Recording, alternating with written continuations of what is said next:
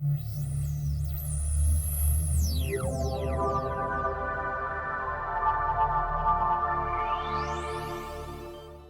vous avez plusieurs ordinateurs à la maison, vous êtes peut-être intéressé par un réseau domestique.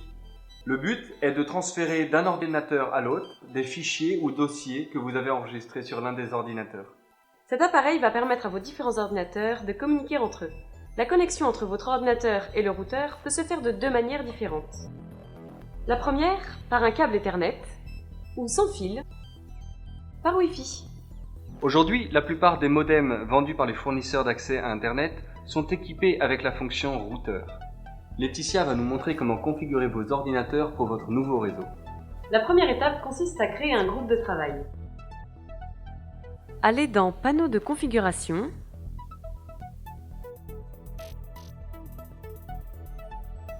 cliquez sur Système et maintenance,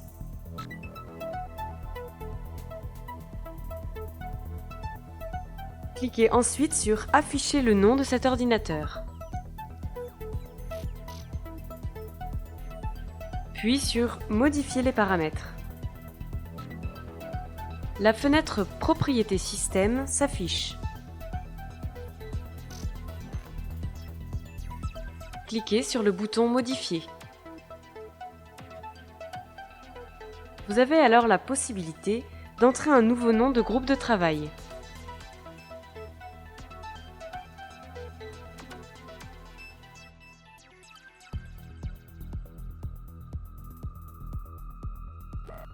Confirmez cette modification en cliquant sur OK.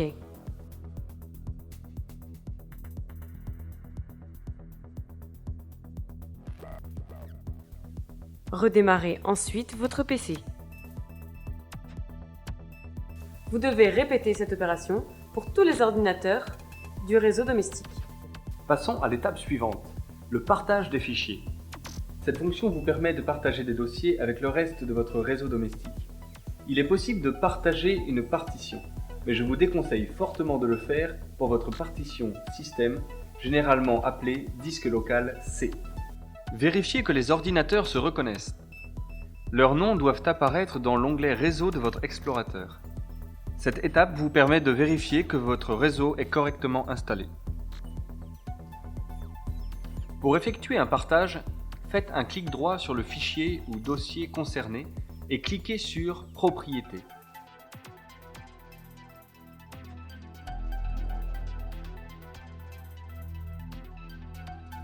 Ouvrez l'onglet Partager, puis cliquez sur le bouton Partager.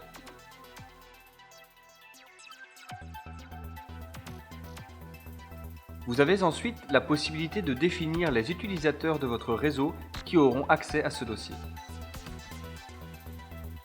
Pour chaque utilisateur, vous pouvez définir un certain niveau d'accès. En lecteur par exemple, l'utilisateur ne pourra pas modifier les fichiers du dossier partagé. En copropriétaire, l'utilisateur pourra modifier et supprimer vos fichiers. Une fois les autorisations définies pour les différents utilisateurs, cliquez sur le bouton Partager pour enregistrer et valider les modifications. Cet écran s'affiche pour vous confirmer que votre dossier a bien été partagé. Vous remarquerez que l'icône du dossier a été modifiée et que ce n'est pas la même que celle des dossiers non partagés. Sous Vista, vous pouvez retrouver les différents dossiers partagés par les autres utilisateurs du réseau en cliquant sur le nom de chaque ordinateur relié au réseau.